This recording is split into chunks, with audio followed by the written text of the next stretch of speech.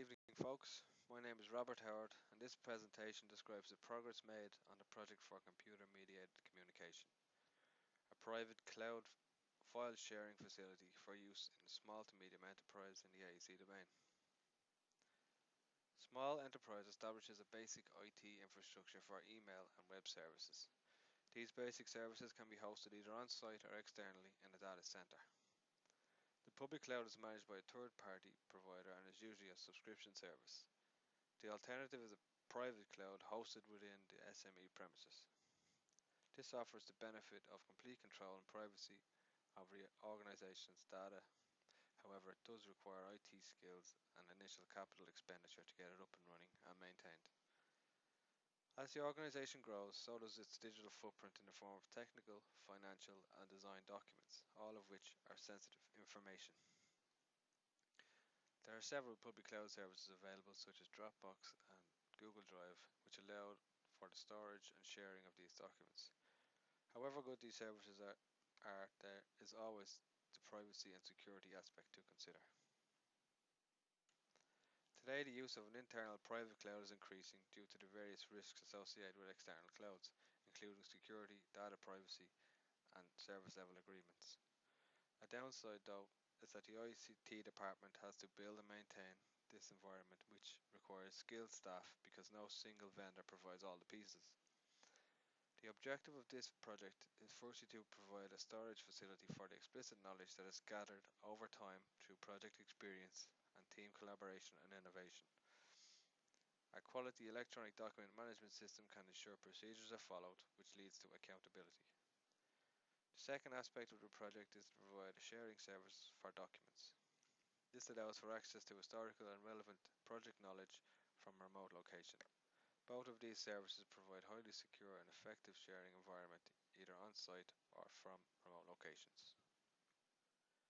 The solution uses network-attached storage built by FreeNAS, a Unix environment based on FreeBSD.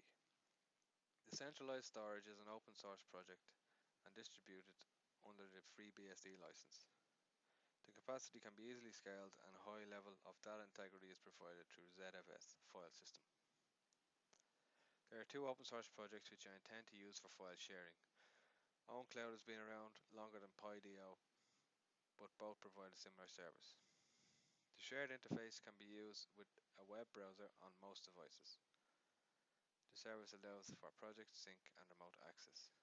Both OwnCloud and PyDIO are freely distributed under the GNU GPL v3 license. The testing of the operating system is carried out on a Windows machine using Oracle VirtualBox.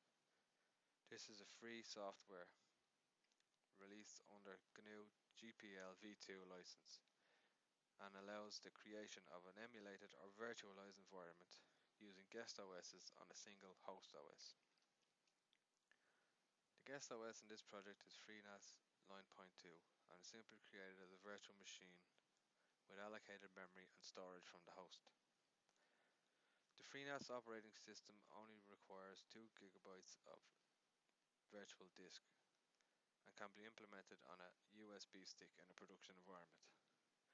The ISO file and documentation was downloaded from the FreeNAS website. The ISO file is then mounted as a virtual disk in the storage settings on the virtual machine, and when the VM started, the installation begins.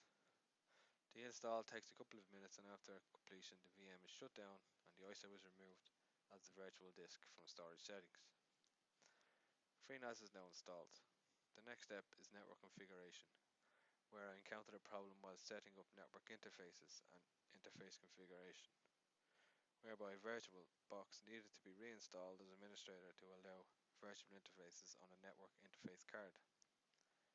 The bridged adapter mode also needs to be selected. In a similar way, CentOS virtual machine was built and configured on the same network as the FreeNAS virtual machine.